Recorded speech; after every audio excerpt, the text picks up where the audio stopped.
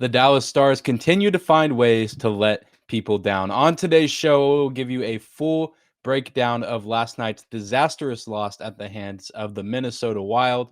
Talk about poor defensive effort, poor handling of momentum, if you can even say the Stars had momentum. And then to send you on your way, I'll give you a quick preview of Saturday's matchup that Dallas has at home against our old friends, the St. Louis Blues. All this coming up on a Friday edition of Locked On Stars.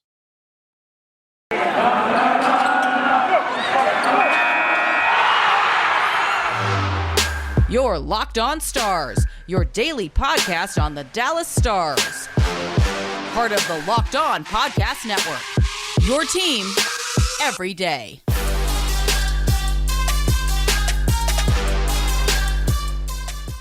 Howdy, Stars fans. Welcome back to the Locked On Stars podcast, part of the Locked On Podcast Network. Your team every day. I'm your host, Dane Lewis, and you are Locked On the Dallas Stars. It is Friday, November 19th.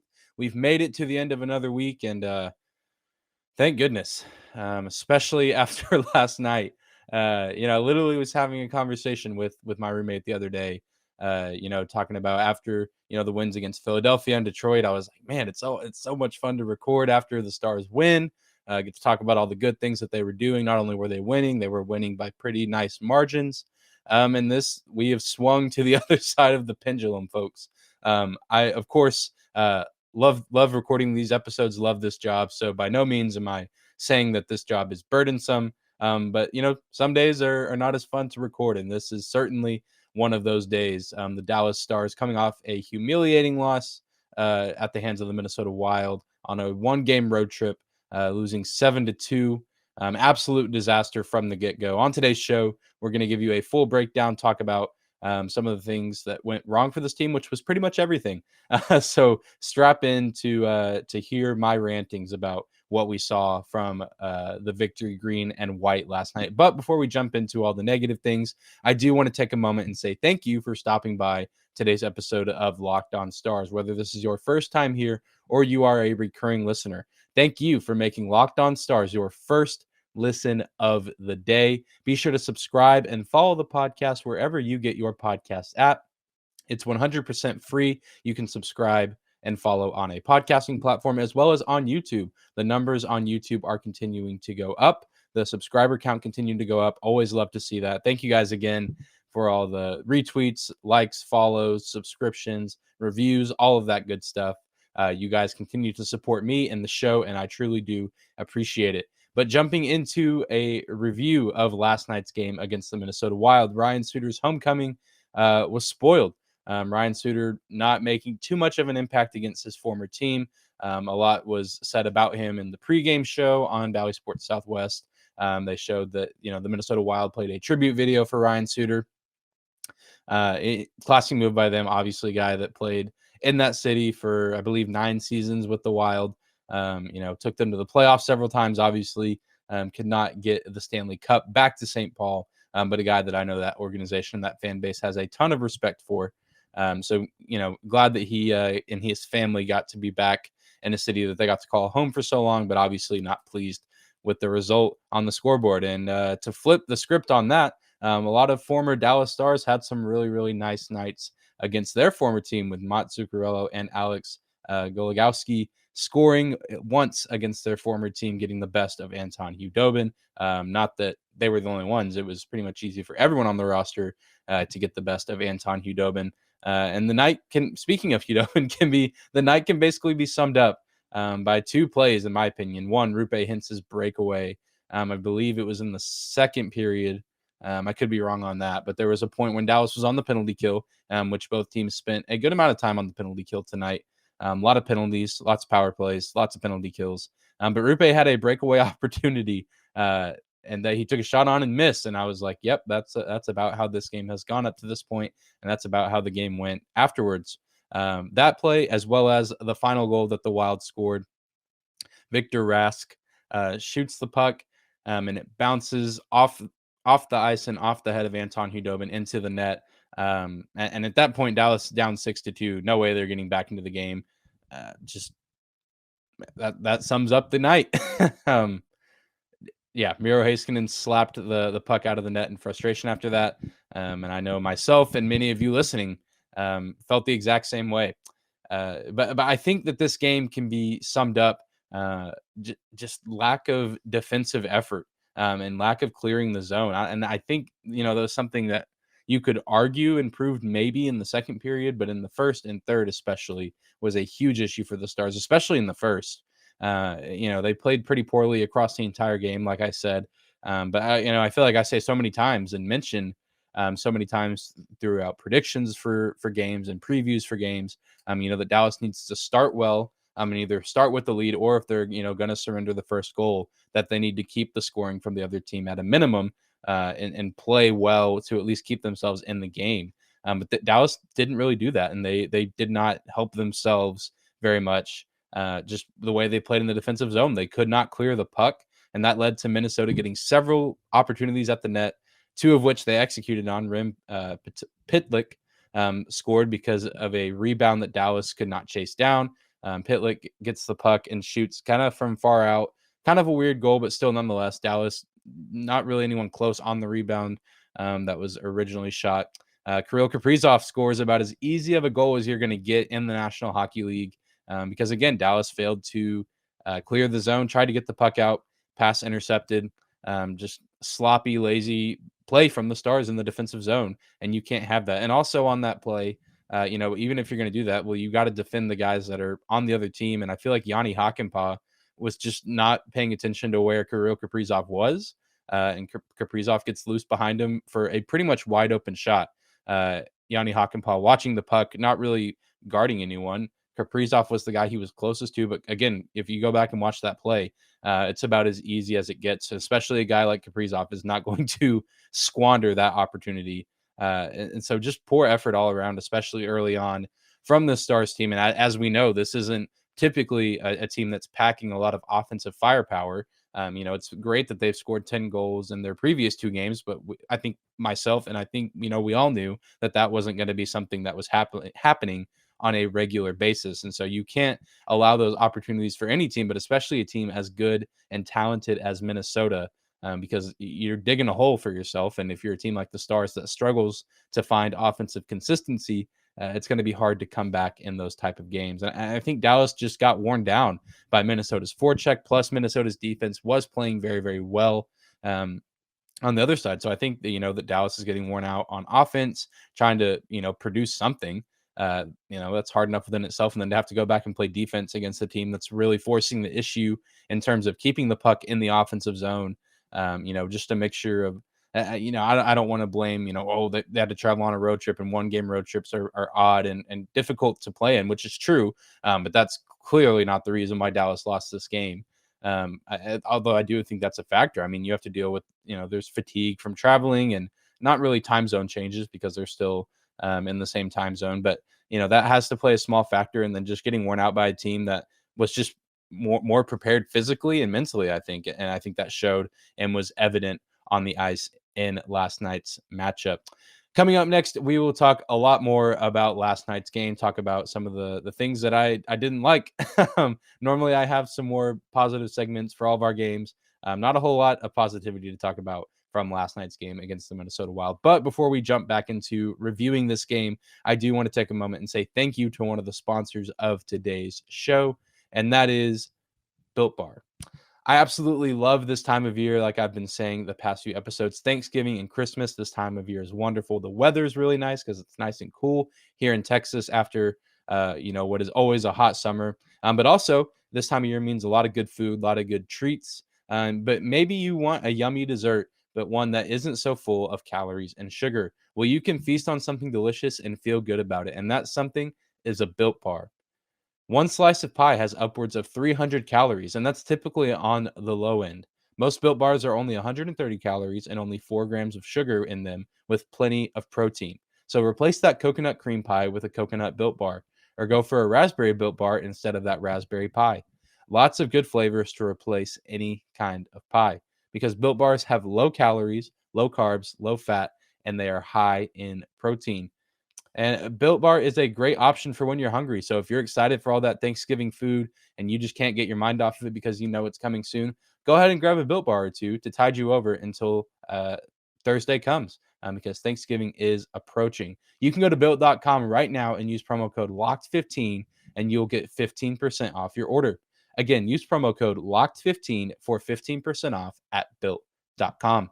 Next on today's episode of Locked On Stars, your first listen of the day, want to talk about another point of emphasis that I think, cost Dallas this game. Obviously, before the first ad break, we talked about just sloppiness in the defensive zone, not clearing the puck, giving Minnesota too many opportunities, which they capitalized on. I guess you can almost spin this as my section talking about the positives, but again, I don't think that there's too many positives you can take away from this game. Definitely probably the worst Stars game we've seen this season, even though I feel like I've said that 3 or 4 times already this season. But this team keeps finding ways to surprise me. That first game against Ottawa was pretty bad. And I was at the American Airlines Center for the game against Vegas and the other game against Ottawa. Those were bad. The game against Columbus earlier this season was bad. The game against Nashville last Wednesday was bad. So we've had several candidates so far this season for the worst Stars game, and we're only in November. But another thing that I think Dallas dug themselves in a hole with was just the inability to hold on to any sort of momentum. And I think you could argue that Dallas really never had much going for them this game. I don't think there was ever really a moment, maybe besides like the first puck drop, where it was like, oh yeah, Dallas has a chance to be competitive in this game and maybe, even be crazy and force overtime. Even from the get-go, Minnesota started by outshooting Dallas. Dallas would end the game outshooting Minnesota, which obviously we know just because you outshoot a team does not mean that you win or even come close to winning. But it really felt like pretty much from start to finish that Minnesota was in full control of this game. And the few times that Dallas really had any semblance of momentum or any kind of positivity working in their favor, they lost it, and I think penalties played a huge part in that. Even though no goals came as a result of a Minnesota power play, Dallas was committing too many penalties. And once again, beating a dead horse here, not only committing too many penalties, look at the guys that were committing penalties. Radek Faksa with 2, one of those being for fighting at the end of the game. So really just 1 penalty, but 2 technically. Miro Heiskanen also with 2 penalties. Can't have that. Andrew Sekera with 1 penalty, and Yanni Hakanpää with the penalty as well. That's 1 forward and 3 defensemen acquiring penalties. And one of those defensemen, our best defenseman and our best player, getting 2. So that's 4 minutes in the penalty box for number 4, Miro Heiskanen. And you just absolutely can't have, that kind of play out there. We say it all the time on this show that we need a lot of the guys that I just named out there on the penalty kill, especially Faksa and Miro. But even Hakanpää, I don't think Sekera is going to get many, if at all, if he's ever been on the penalty kill. Hakanpää, I can see, maybe making an appearance, but especially guys like Miro and Faksa, we can't have committing penalties, especially 2. Again, Faksa's at the end of the game, under 2 minutes in the third period, so he just left the ice, didn't even go to the box. But, you look at the penalty, that I believe it was Yanni Hakanpää that committed it, and I believe this was in the third or second, kind of near the end of the game. But a penalty committed, I believe it was holding, and it led to Minnesota having a 6-on-5 because they pull their goalie out of the net, to get an opportunity on the man advantage before actually going on the power play. And it lasted for way too long. I actually don't know off the top of my head how many minutes it lasted, but they got a really, really solid offensive look out of that. The game was already, I think, 4-1 or 3-1 at that point. But you just can't have those kind of situations. Dallas is very fortunate that Minnesota didn't capitalize on that or any of their power plays, but they still put up 7 goals in spite of that. So again, I mean, you think it would, with a team like this, with the veterans on this team, that, this would stop being an issue, the penalties. But the penalties continue to be an issue. Even if we're not surrendering goals because of penalties, it absolutely kills the momentum and kills the game plan of what Coach Bowness and company are trying to do with the guys they're putting on the ice. It just throws a wrench in everything. Dallas, couldn't garner any momentum because of letting Minnesota score. They score, a goal to start the third period. Jacob Peterson, hats off to him, gets his second NHL goal, continues to play pretty well, all things considered, in his few games here at the NHL level.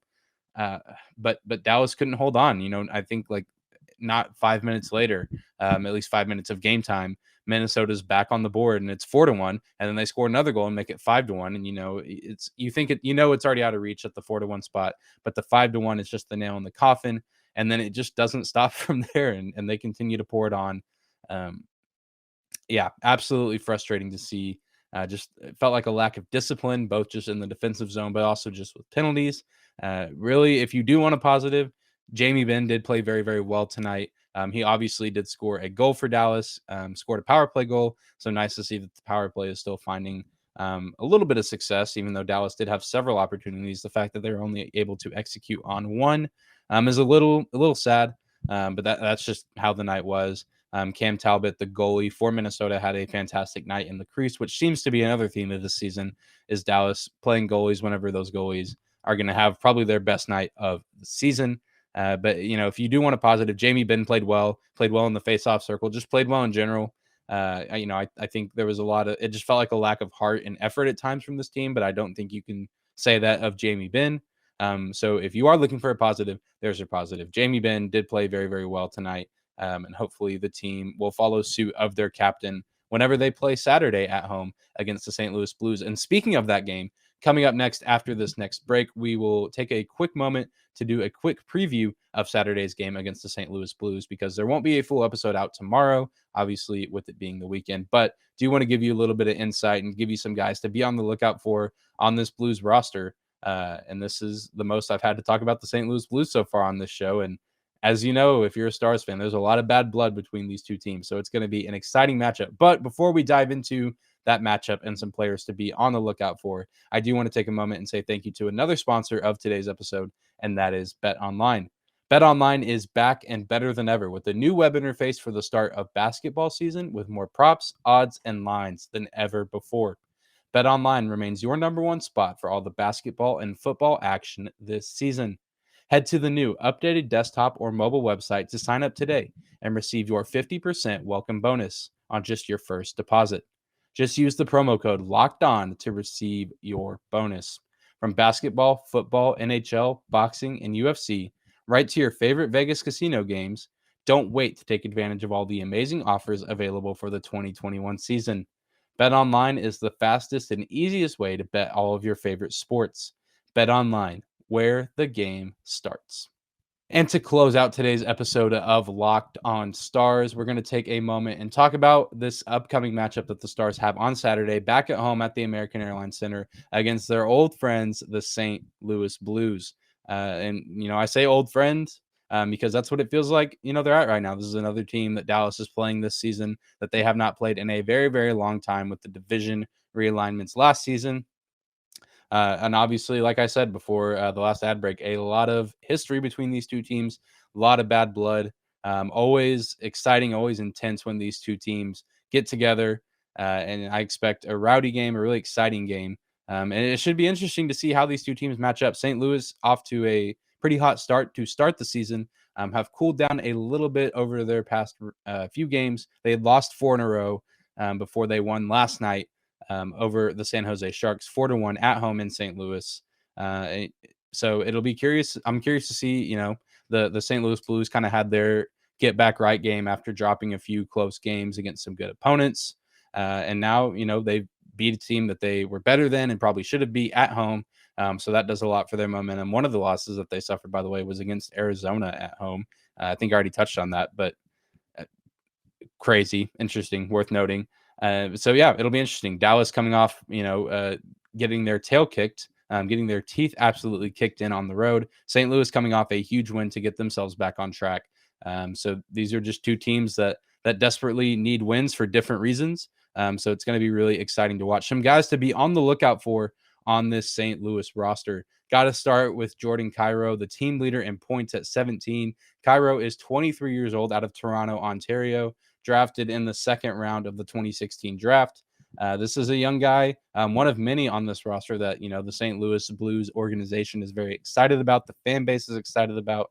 A guy drafted in the second round of the NHL draft, obviously not going to be, at the front of attention whenever draft time comes around, probably not on too many people's draft boards very up high, but seems to, kind of be a diamond in the rough type player. who's playing very, very well for St. Louis so far this season. Obviously, leading the team in points on a roster full of guys, veterans and young guys alike. That could be, holding that honor. And another one of those guys, another young guy, an even younger guy than Cairo, is Robert Thomas, second on the team in points with 16, so only 1 point behind Cairo. Another young guy, like I said, 22 years old, also out of Ontario, but out of Aurora, Ontario, not Toronto, Ontario. But yeah, another guy that's very, very talented, another really good skater for this St. Louis team. And Cairo and Thomas, two of the guys that are the future for this St. Louis team. Similar to how you could argue maybe Jason Robertson and Rupe Hintz are for the Dallas Stars, because this team, similar to the Stars, has a good mix of young guys and sappy veterans. One of those veterans being a guy that the Dallas Stars fans know and strongly dislike, Vladimir Tarasenko. 14 points so far this season, third on the team. Not much needs to be said about Tarasenko that Stars fans don't already know. One of the guys. That's the reason that a lot of bad blood between these two franchises. I'm a guy that any NHL fan that when their team plays the Blues, a guy that you got to be on the lookout for, Vladimir Tarasenko. I do imagine that we will see Jordan Binnington in the net, another guy that really needs no introduction for anyone who's been watching NHL hockey for an extended period of time. A guy that's been with the St. Louis Blues for quite a while now. Ville Husso did play on last night against San Jose, and so I imagine we will see Binnington in net on Saturday for another big Central Division matchup. Dallas has yet to win a Central Division matchup, so this one is absolutely crucial. Losses to Winnipeg, Nashville, and Minnesota so far really need to snag 2 points against this St. Louis team in order to still, like I said, crawl their way back to relevancy in this division. And especially afterwards, the road continues to not get any easier with a date with the Edmonton Oilers coming up on Tuesday. And then later in the week, a matchup against the Colorado Avalanche coming up. So this team has a lot of work to do. And hopefully they can get things figured out between, now and when the puck drops on Saturday night. Because this is a huge game. It's going to be a physical game. Lots of intensity between these two teams, especially among these veterans. The crowd should be absolutely electric. Another weekend crowd at the American Airlines Center. Always electric, but especially when a rival team like the Blues come into town. Probably going to be a fair amount of Blues fans at this game too. Not necessarily a good thing, but should make for an interesting and fun atmosphere. And so I think Dallas, if they're able to clean up their act on the defensive end of the ice, clean up the penalties a little bit and get back to crashing the net like they did against Philadelphia and Detroit, I think that they'll have a shot to win this game. Obviously, playing at home is going to be a huge advantage for them, having that fan base, 18,000 plus people cheering them on, is going to be huge. But they got to play the way they did in those previous two victories. They got to carry all that stuff over. Obviously, almost none of that got carried over in this game against Minnesota. But Dallas has a chance to bounce back and prove, that they really are making strides to improve themselves this season. But that's going to do it for today's episode of Locked On Stars. Be sure to tune back in on Monday for a brief recap of Saturday night's game, as well as just any other Stars news storylines that pop up over the weekend. Thank you again for making Locked On Stars your first listen of the day. Now go make your second listen of the day, the Locked On Bets podcast, your daily one-stop shop for all your gambling needs, hosted by your boy Q, and expert analysis and insight from Lee Sterling. Be sure to follow and subscribe to Locked On Stars if you do not do so already, whether that's on your favorite podcasting platform or on YouTube as well. Thank you guys again for all the subscriptions and follows that you guys have given me so far. Be sure to follow me on Twitter as well at Dane_Lewis. That's at DANELEWIS, and 2 underscores between my first and last name. You can also follow the show on Twitter as well at Locked On Stars. But thank you guys again so much for listening. I hope you enjoy your weekend. If you're going to the game, be safe, have a good time, and we'll see you back here on Monday.